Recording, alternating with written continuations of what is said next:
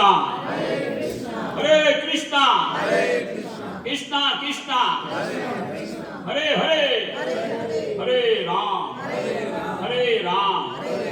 राम राम हरे हरे। हम माता जी और प्रभु जी का बहुत बहुत धन्यवाद करते हैं जिन्होंने इस अवसर के ऊपर हमें भगवान का गुणगान करने के लिए मौका दिया। बहुत बहुत धन्यवाद देते हैं इनको। कहते हैं कि वास्तव में जो हमारे शास्त्रों के अंदर 4 आश्रम बताए गए हैं। पहला क्या है? ब्रह्मचारी। दूसरा क्या है? गृहस्थ आश्रम। तीसरा है वानप्रस्थ। चौथा है सन्यास। लेकिन जो गृहस्थ आश्रम है उसके बारे में बताते हैं कि केवल गृहस्थ नहीं बोला गया, उसको क्या बोला गया? गृहस्थ आश्रम। तो ब्रह्मचारी नहीं, ब्रह्मचारी आश्रम।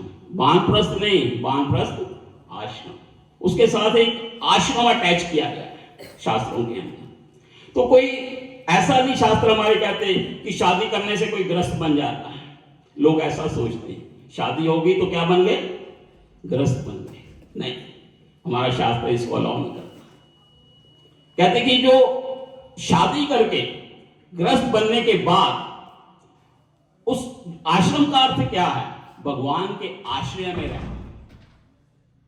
गृहस्थ आश्रम में ज्वाइन करने के बाद फिर क्या करना है? भगवान के आश्रय। आश्रम में आश्रय में रहना। इसलिए कहते हैं धर्म पत्नी और धर्म पति। इसका अर्थ क्या है? धर्म पति और धर्म पत्नी का अर्थ यही होता है कि वो आश्रम में रह के धर्म के नियमों का पालन करते हुए जो जीवन का वास्तविक लक्ष्य है भगवत प्राप्ति, एक दूसरे की हेल्प करते हुए उस लक्ष्य को प्राप्त करना। जो हमारा वास्तविक लक्ष्य है भगवत धाम वापस जाना। अगर हम उसको इस आश्रम में रह के केंद्र में भगवान को नहीं रखते, जब भगवान कृष्ण के लिए कर्म नहीं करते, तो वो क्या कहा गया शास्त्रों में? गृहमेधी। गृहमेधी का अर्थ क्या है? कि वो केवल अपने के लिए, अपने स्वार्थ के लिए जीता है। आहार निद्रा भय मैथुन, ये 4 कामों में लगा रहता है। खाना पीना, निद्रा करना, आहार निद्रा भय, भयभीत रहना और बच्चे पैदा करना। तो शास्त्र हमारा कहता है ये तो 4 काम पशु भी कर रहा है। तो मनुष्य और पशु में अंतर क्या है?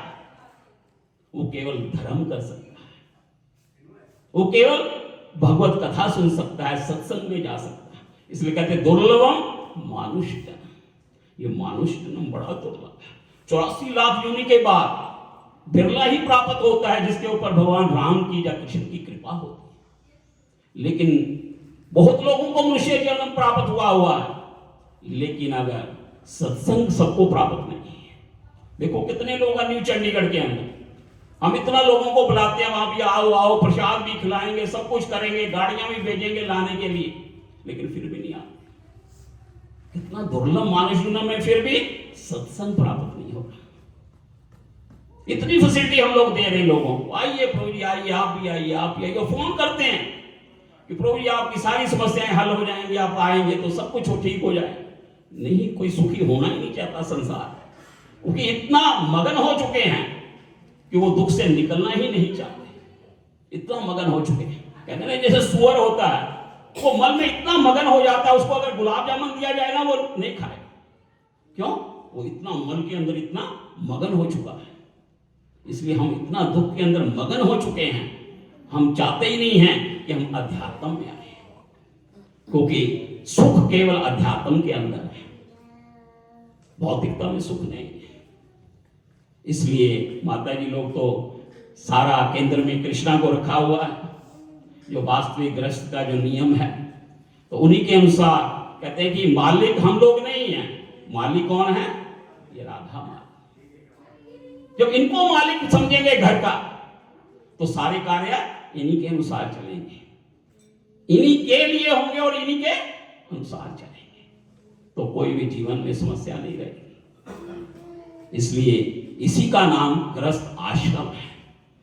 ये गृहस्थ नहीं है। बाकी जो नहीं सह केंद्र में भगवान को रखता वो गृहमेधी है, वो केवल पशु के समान जीवन जी रहा है।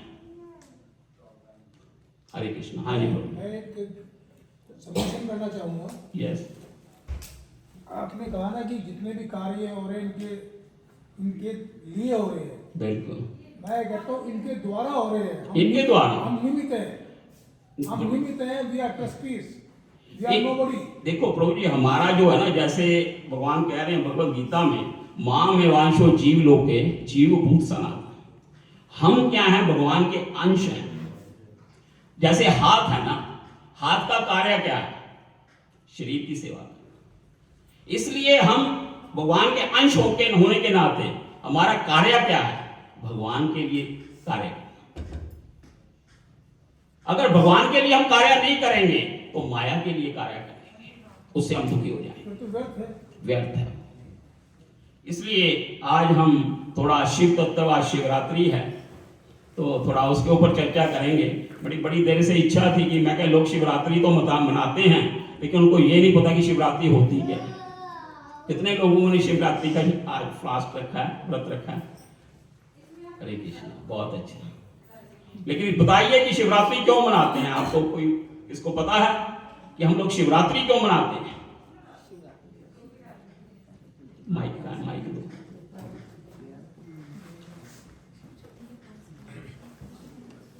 बोलिए, क्यों मनाते हैं हम लोग शिवरात्रि? क्योंकि तभी हमें पता लगेगा ना कि हम शिवरात्रि, नहीं तो कैसे पता लगेगा कि हम शिवरात्रि मना रहे हैं? आज के दिन भगवान शंकर और पार्वती की शादी हुई थी। हाँ, क्योंकि आज के दिन शादी भी हुई थी। एक और पर्पस है, आज के दिन भगवान शिव प्रकट हुए थे। मेरे पति का नाम भी महेश है, वैसे आपको बताऊं। हमारी गोल्डन जुबली सेलिब्रेशन, ये इनका नाम महेश है, मेरा उसे उमा नहीं है, उर्मी है। वो भी सही है माता जी। वो भी एक भगवान का ही एक है। और बैठी भी मतलब शिवरात्रि के दिन ही है ना। मैं वो शिव परिवार देखती हूँ ना, तो मैं कहती हूँ वो दो बच्चे ऐसे जो गोदी में बैठे ना, दो बच्चे दो बेटे। तो इसलिए आज ही के दिन भगवान शिव का विवाह भी हुआ था और आज ही के दिन भगवान शिव प्रकट भी हुए थे। दो कारण है इसके पीछे। वो कहते हैं कि भगवान शिव है कौन? पहले हम तत्व पे थोड़ा सा जिज्ञासा। एक घड़ी रख दीजिए माता जी, नहीं तो बहुत दूर निकल जाएंगे। सामने लगी हुई है। नहीं, कुछ पीछे में। हाँ, कोई बात नहीं। हरे कृष्णा। क्योंकि हमें पता नहीं लगता, कई बार हर बार हमें यही रहता कि आप 1 घंटा ऊपर चले गए।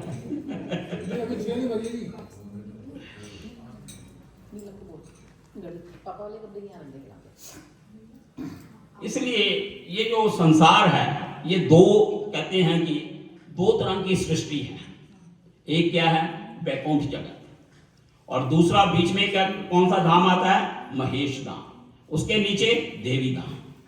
कहते हैं कि ये कैसे चलता है? सबसे पहले कौन थे? भगवान श्री कृष्ण।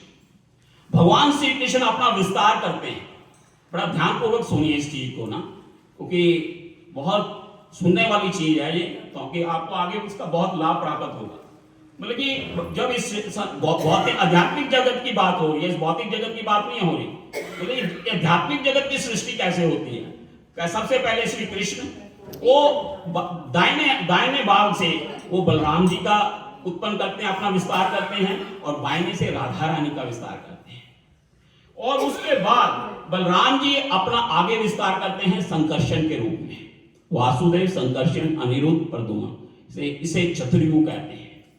और वही जो संकर्षण है आगे नारायण रूप में अपना विस्तार करते हैं। वो जो नारायण रूप है, इसी में एक सदाशिव, एक नारायण का स्वरूप है सदाशिव। और एक उसी वैकुंठ लोक में एक सदाशिव लोक भी है। वो कौन है? वो नारायण ही है, नारायण स्वरूप है। उसके आगे नारायण से फिर एक महासंकर्षण, एक संकर्षण और विस्तार होता है नारायण से, और उन महासंकर्षण से महाविष्णु, मतलब कि जो विष्णु है, ये 3 तरह के विष्णु की विस्तार करते हैं महासंकर्षण। एक शिरोदक्षय गर्भोदक्षय विष्णु, बीच में महाविष्णु, और कारणोदक्षय विष्णु, और फिर शिरोदक्षय विष्णु। ये जो महाविष्णु है, ये क्या करते हैं? जब इस सृष्टि की रचना करनी होती है, क्योंकि यहां तक जब वो महासंकर्षण का विस्तार हो गया, ये क्या है? ये वैकुंठ धाम है। ये वैकुंठ धाम की सृष्टि हो गई यहां तक। और उसके बाद जो महाविष्णु है वो इस भौतिक संसार की सृष्टि करते हैं और महेश धाम की सृष्टि होती है शिव जी के धाम में। तो कैसे होती है? कहते हैं कि जो महाविष्णु है, जब इस शिव जी को प्रकट करना होता है इस धराधाम में, तो क्या करते हैं वो प्रकृति जो है, कहते हैं कि इससे राधा रानी से लक्ष्मी जी प्रकट होती है, लक्ष्मी जी का विस्तार होता है। और लक्ष्मी जी की जो छाया है वो कौन है? पार्वती। जो रमा देवी है, महाविष्णु की पत्नी कौन है? रमा। और रमा की जो छाया है, छाया में परछाई, वो कौन है? वो पार्वती। इसलिए जब महाविष्णु क्या करते हैं, जब इस भौतिक संसार का सृष्टि करनी होती है, तो वो प्रकृति के ऊपर दृष्टिपात करते हैं। लेकिन जो महाविष्णु है वो डायरेक्ट उनसे संपर्क स्थापित नहीं करते प्रकृति से। प्रकृति मीन्स माया, माया मीन्स पार्वती, पार्वती मीन्स 3 गुणों से बनी, सतोगुण, रजोगुण, तमोगुण। इसलिए जो विष्णु, भगवान विष्णु है, महाविष्णु, वह प्रकृति से संपर्क स्थापित नहीं करते, डायरेक्ट संपर्क स्थापित नहीं करते। वो क्या करते हैं? जब दृष्टिपात करते हैं, उस दृष्टिपात को, वो दृष्टिपात एक ज्वाला के रूप में, एक अग्नि के रूप में होता है। उसके अंदर कौन होते हैं? शंभु होते हैं। वो जो दृष्टिपात कौन लेके जाता है उसको? रमा देवी। रमा देवी भी प्रकृति से संपर्क स्थापित नहीं करती, लेकिन वो उस ज्वाला को, उस क्या करती है, वो जो शंभु है, जो उसको प्रकृति में स्थापित कर देती है। वो शंभु प्रकृति में स्थापित हो जाते हैं, लेकिन रमा देवी भी प्रकृति का संपर्क नहीं करती। वो जो दृष्टिपात है वो क्या, कौन है? वो शंभु है। पहले क्या थे? सदाशिव। वो कौन है? नारायण स्वरूप। सदाशिव से कौन आ गए? शंभु। ये जो शंभु है, ये क्या करते हैं? भगवान शंभु के रूप में प्रकृति को क्या करते हैं? गर्भवती बनाते हैं।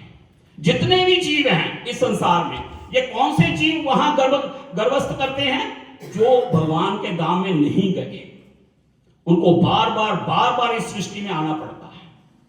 उनको वो क्या कर देते हैं? गर्भस्थ कर देते हैं। और वो जो शंभु हैं वो कहां रहते हैं? वैकुंठ धाम के नीचे महेश धाम में। वहां पे शिव और पार्वती रहते हैं। ये सृष्टि से पहले की बात है। सृष्टि में नहीं आते, ना शंभु सृष्टि में आते हैं, ना पार्वती सृष्टि में आती है। इस सृष्टि के अंदर नहीं आते।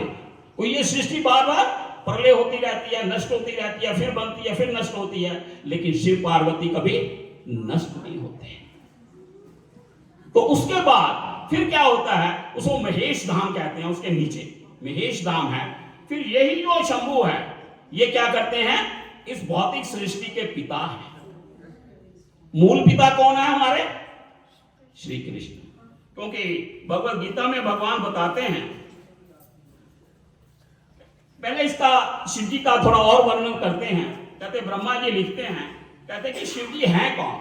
कहते कि यथा क्षीरम यथा दधि विकार विशेष योगा संजायते नाही तत्प्रथगस्ति हेतु यह शंभुताम तथा समुपेति कार्यात्।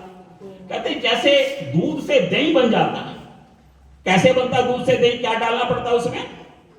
उसमें विकार डालना पड़ता है कुछ, तब जाके वो दही में परिवर्तित होता है। इसलिए वो कहते हैं हाथ, क्या दूध, जो दूध दही है, क्या वह दूध है? हाथ खड़ा कीजिए। दही दूध है? कितने लोग कहते हैं दूध दही है? दही दूध है। क्या दूध या दही दूध नहीं है? कितने लोग जानते हैं कि जो दही है वो दूध नहीं है? ये बताइए, हाथ खड़ा कीजिए। क्या दही दूध है? बताइए। आता दूध से है, लेकिन दही है। उसके गुण बदल चुके हैं। गुण बदल, विकार आ गया उसके अंदर, उसके गुण बदल चुके हैं और विकार आ गया। इसी प्रकार कहते हैं, कहते कि शंभु कौन है? शिव जी कौन है? कहते जो शंभु ताम अपि तथा संजायते ना ही तद प्रतिगस्ति हेतु। वो उससे अलग हो जाते हैं, दूध से दही अलग हो जाता है। इसी प्रकार जो भगवान शंभु, जो शिव जी हैं, जब भगवान विष्णु इस प्रकृति से स्पर्श करते हैं तो वो क्या बन जाते हैं? वो शंभु बन जाते हैं। नहीं, जब तक वो स्पर्श नहीं करते वो विष्णु ही रहते हैं। और वही विष्णु जब प्रकृति से स्पर्श करते हैं, 3 गुणों से स्पर्श करते हैं, क्योंकि भगवान विष्णु डायरेक्ट स्पर्श नहीं करते, महाविष्णु, जो वही विष्णु, तो वो क्या बन जाते हैं? शंभु बन जाते हैं, शिवजी बन जाते हैं। इसलिए कहते हैं कि हमारी जो माता पिता है वो कौन है? भगवान भगवत गीता में कहते हैं, पिता पिता अहमस्य जगतो माता धाता पिता। श्री कृष्ण कहते हैं मैं ही पिता हूं, मैं ही माता हूं, मैं ही पिता मां, सब कुछ मैं ही, माता भी मैं हूं, पिता भी मैं हूं। तो आप कहेंगे माता कैसे है भगवान? आप देखो, जब ब्रह्मा जी की सृष्टि करनी थी तो लक्ष्मी उनके पांव धोवा रही है, लेकिन उसके बिना ही, लक्ष्मी के बिना ही ब्रह्मा जी की उत्पत्ति हो रही है नाभि से। इसलिए भगवान कह रहे हैं पिता भी मैं हूं, माता भी मैं हूं और पिता मां भी मैं हूं। इसलिए जो मूल पिता है वो कौन है? श्री कृष्ण। लेकिन भगवान क्या करते हैं? कृष्णा शिव जी को पिता के रूप में, इस सृष्टि में पिता के रूप में भेज देते हैं इन जीवों की रक्षा के लिए। और जो पार्वती है वो दुर्गा के रूप में इस भौतिक संसार में आती है। इसलिए जब दोनों इस संसार में आते हैं, पिता के रूप में शिव जी आ गए और माता के रूप में पार्वती दुर्गा के रूप में आ गई। इसलिए कहते हैं कि ये दोनों, ये नहीं है कि हम, जैसे हम बच्चे को कोई माता जन्म देती है तो केवल वो जन्म देती है, उसको बनाती नहीं है। माता जो है वो केवल जन्म दे रही है, वो भगवान उसको माध्यम बनाया उस मां को जन्म देने के लिए, लेकिन वो बच्चे को, उसके कान, नाक, मस्तिष्क वो मां नहीं बनाती है। कौन बनाता है? भगवान बनाते हैं। भगवान कहते हैं पिता माहा, माता मैं ही बनाता हूं सबको, मेरा अंश है, मां में वंशो जीव लोग के। इसी प्रकार भगवान कहते हैं इस सृष्टि के अंदर जितने जीव हैं उनके पिता कौन है? शिव जी हैं। और माता कौन है? दुर्गा। दोनों का रिलेशन क्या है? पति पत्नी। पति कौन है? शिव जी। और पत्नी कौन है? मां दुर्गा। जब इन दोनों का स्पर्श होता है तो सारे जीव, ये सारे जीव जिस संसार में, इस सृष्टि में प्रकट हो जाते हैं। और फिर ब्रह्मा जी का रोल आता है। जितने ब्रह्मांड उत्पन्न होते हैं, हर ब्रह्मांड में गर्भोदक्षय विष्णु उसमें चले जाते हैं, एक विष्णु रूप में, और ब्रह्मा जी उसमें आ जाते हैं। ब्रह्मा जी फिर वो जितने जीव भगवान ने उसमें डाले हैं, शिव जी ने और मैया दुर्गा ने उस ब्रह्मांड के अंदर भेज देते हैं। शिव जी उनको क्या देते हैं? उनके कर्मों के अनुसार उनको शरीर प्रदान करते हैं, जैसे उनके कर्म होते हैं। 84 लाख योनियां हैं। ब्रह्मा जी उस योनियों में उनके कर्मों के अनुसार जो भगवान ने बीज दिए हैं, शिव जी ने जो प्रकट किया है दुर्गा के माध्यम से, उन सबको शरीर मिल जाते हैं उनके कर्मों के अनुसार। कोई पशु बन जाता है, कोई कुछ बन जाता है, कोई असुर बन जाता है, कोई कुत्ता बन जाता है, जैसे उसने पिछले जन्म में प्रारब्ध में जो कर्म किए हैं वैसा वैसा ब्रह्मा जी क्या करते हैं? उनको शरीर दे देते हैं। 84 लाख योनियां, 84 लाख शरीर है। और हम कितना भोग करना चाहते हैं? 84 लाख टाइप का भोग है। भोग भी कितना है? 84 लाख। हम तो केवल यहां रोटी खा ली, चपाती खा ली, सेब खा लिया, लेकिन 84 लाख टाइप का भोग है। कोई मांस खा रहा है, कोई कुछ खा रहा है, कोई कुछ खा रहा है, उसके अनुसार को क्या कर रहे हैं भगवान? उसको उस वैसे शरीर प्रदान कर देते हैं। इसलिए जो मूल पिता हैं वो भगवान कृष्ण हैं, और जो पिता का प्रतिनिधित्व इस सृष्टि में निभा रहे हैं वो शिव जी हैं। और माता कौन है? पार्वती, दुर्गा। वही पार्वती दुर्गा के रूप में इस भौतिक संसार में प्रकट होती है। इस प्रकार जो सृष्टि का काम है ये पूरा इस प्रकार सर्कल चलता है, क्योंकि इसको तत्व को जानना बहुत जरूरी है। अगर हम तत्व को नहीं जानेंगे तो शिव जी की लीला को नहीं जान सकते। शिव जी की लीला बहुत ज्यादा रहस्यमय है, इस तत्व को जानना बहुत जरूरी है। तो आगे कहते कि जो शिव जी हैं वो किसका नाम लेते हैं, किसका ध्यान। तो पार्वती ने पूछा कि आप बड़े गंभीर मुद्रा में बैठे रहते हैं, आप किसका नाम लेते हैं। शिव जी पार्वती जी को कहते हैं राम रामेति रामेति रमो रमे मनोरमे सहस्त्र नाम तत्तुल्यम राम नाम वर्तते। हे पार्वती, मैं तो केवल राम का नाम लेता हूं, केवल राम का नाम। राम रमे रमे मनोरमे, मैं उसी में ही आनंद प्राप्त करता हूं, केवल आनंद उसी में ही प्राप्त करता हूं और मैं कुछ नहीं करता। और उसके बाद कहते हैं सहस्त्र नाम तत्तुल्य। हे पार्वती, राम का एक नाम अगर किसी ने जप कर लिया, एक बार राम नाम बोल दिया, वो क्या है, सहस्त्र नाम, विष्णु सहस्त्र नाम के बराबर है। विष्णु है ना सहस्त्र नाम, 1000 नाम है भगवान विष्णु के। कहते जिसने एक बार मुख से राम नाम बोल दिया और विष्णु के 1000 नाम उसने बोल दिए।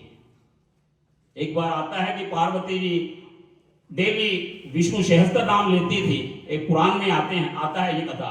तो शिव जी ने कहा कि प्रिया मुझे खाने के लिए कुछ दो। तो पार्वती जी कहती कि अभी मेरा जो है विष्णु सहस्त्र नाम पूरा नहीं हुआ, तो मुझे पूरा करने दो 1000 नामों का, तब मैं आपको खाना परोसूंगी।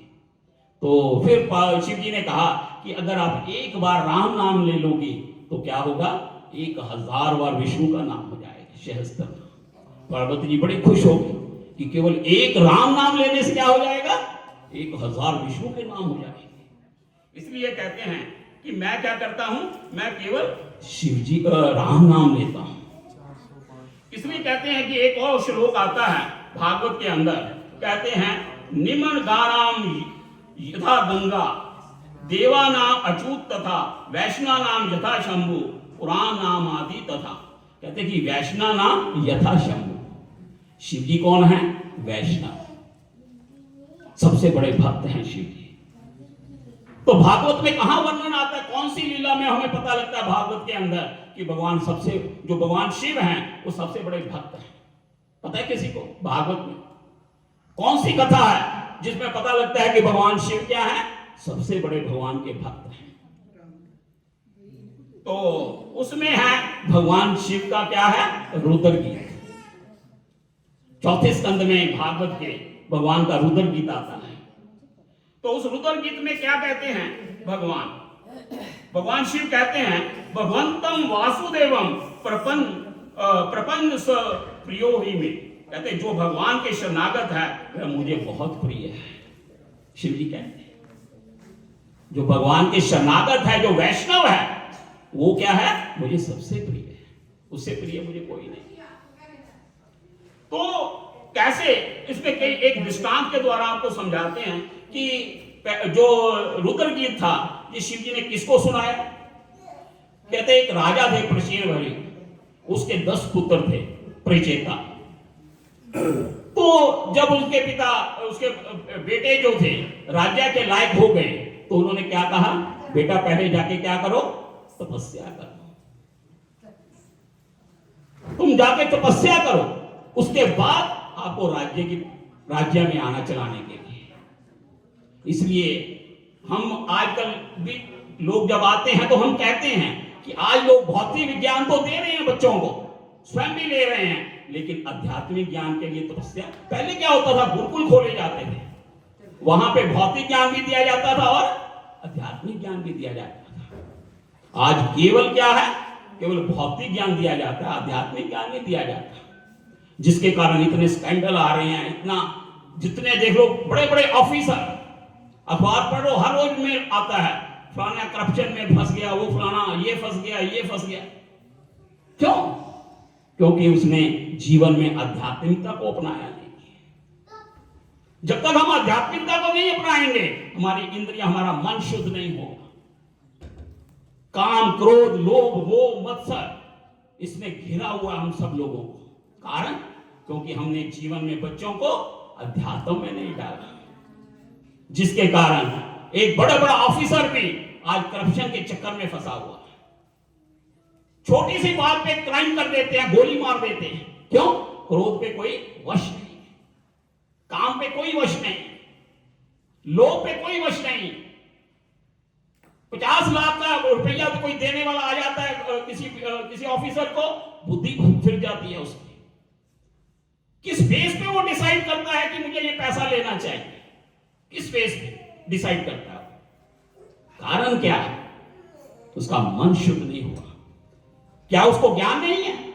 एक डॉक्टर बनने के लिए, एक एडवोकेट बनने, जज बनने के लिए, एक आईएएस बनने के लिए क्या उसके पास ज्ञान नहीं है कि चोरी करना बुरी बात है? उसको इतना ज्ञान नहीं है? ज्ञान है।